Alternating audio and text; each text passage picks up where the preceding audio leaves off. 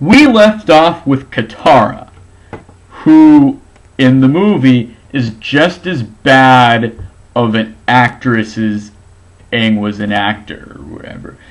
They're both really bad at acting. Now we have Sokka. Now he's from the waterbending tribe, but he can't waterbend. But you see, he has his boomerang, and he's sort of a soldier type character. And anyway, he's sort of the comic relief character out of the show. And you know, there are a lot of jokes that are on him, and they're actually pretty funny. But anyway, we have this Sokka, and he is just not funny, and he is as deadpan and dull as Aang and Katara are. Oh, and also, I like to add a side note here. They changed the names of the characters, well, the way they're pronounced. In the movie, Aang is pronounced Aang. I think Katara is still Katara, but Sokka in the movie is now Sokka. What? Why did they do this? Now it's not Aang, Katara, and Sokka, it's now Aang, Katara, and Sokka. I mean, this was unnecessary. Just keep the names of the characters in the show. It's not that hard.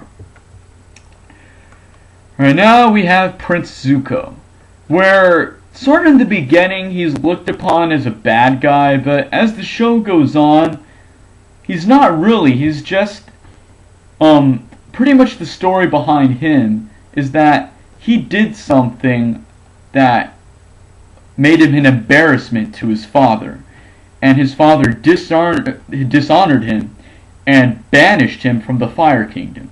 So now he's looked upon by everybody as this banished prince. And he's a really interesting character in the show, and becomes more interesting as more episodes come on and they give a backstory and stuff like that. And the actor who played Zuko in the movie, he did okay. He was the guy who he was the guy from Slumdog Millionaire. He wasn't that bad of an actor in this movie. I thought he was okay, but what I really don't get though is why they don't really flesh this character out along with any of the other ones. They don't really give a much of backstory.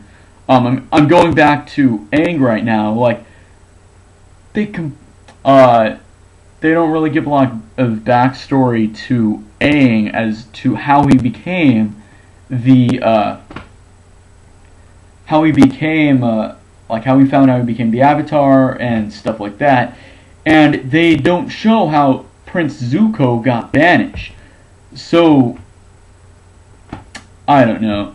And then Zuko is traveling along with his uncle Iroh.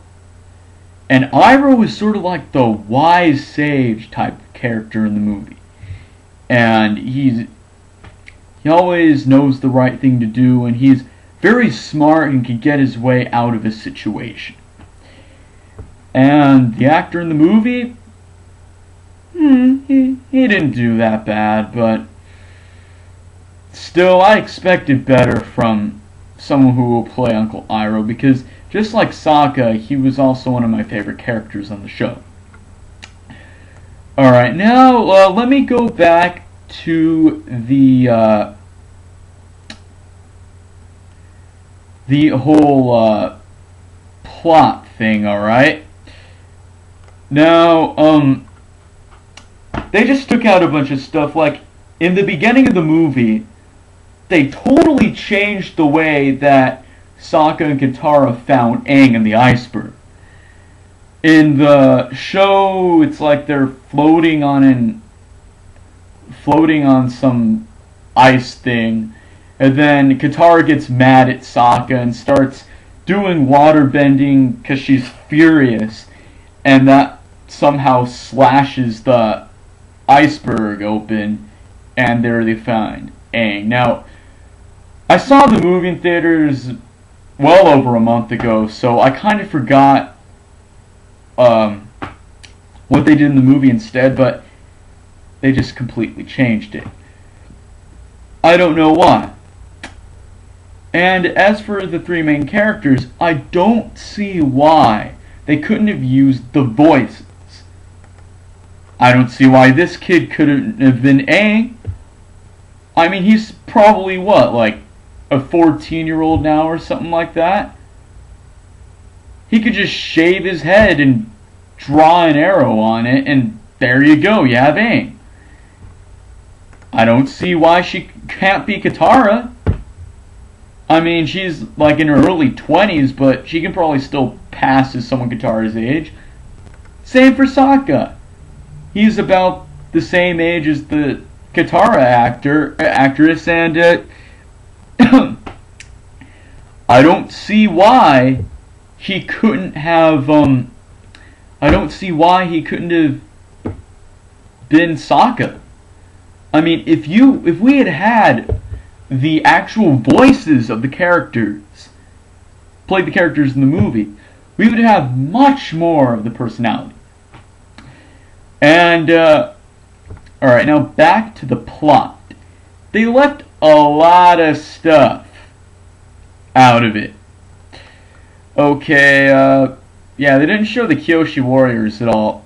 They were a pretty big part of the show, although I can actually understand why they didn't, because probably budgeting reasons, and they weren't that important in the first season, but they came more important later on. But still, I mean, it would have been cool to see them. And not once in the movie do I remember hearing Aang shout, "Appa! Yip yip!" That was like his main catchphrase. I don't get why. I mean, that's like his call for Appa. Oh, and by the way, I didn't explain who Appa was. Appa is the flying bison of Aang. Alright, tune in for part